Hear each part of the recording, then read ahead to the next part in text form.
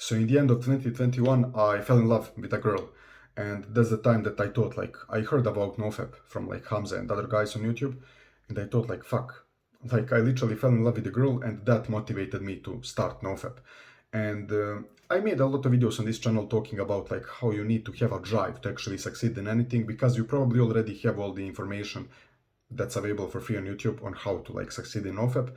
But obviously, I also had the information before. I was watching YouTubers like Better Ideas and Better Than Yesterday, something like that.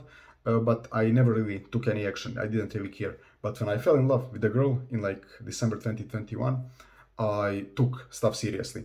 And from that time, I was just falling in love harder and harder with the same girl, and later even like other girls also. And that kept me on track regarding nofap and also other things in general. But nofap was the main thing because I knew that nofap will drive me forward in other areas of self-improvement. So for example, business, for example, working out, being serious about like martial arts, stuff like that.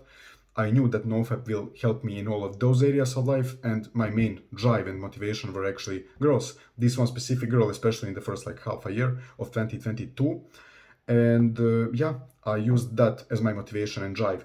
So that's how I was able to literally like implement all the tips that you probably heard of nofap. Like for example, maybe like start small, start making slow progress, get rid of triggers, like start affirmations, start doing the identity shift, stuff like that. Don't count days, try to maybe like a lot of different tips that I already gave in previous videos on this channel. But basically I just used this specific girl and later like other girls. So because I wasn't really in love with one girl in like for like 2 years, I fell in love with other girls later, and that kept me pushing always, because I would always fall in love with a girl that's like 1 or 2 years older, even sometimes 3 or 4, and it's like she's always hotter than me at the time. So I thought like always I need to push harder if I want to get her. So that's what kept me going for nofap, and I'm still going. Like still, now the drive is pretty different, but that's what got me started, and that's the most important thing.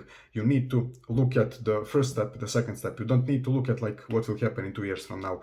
Just look at your first step. And for me, that was like when I fell in love with this one girl, and I admitted that she was my motivation. Like all of my friends basically knew that I was working out for that. I was doing nofap for that, to get more testosterone, to get more energy, stuff like that.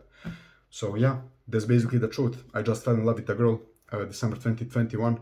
That motivated me to smash nofap. Right now I'm on like day 600 something.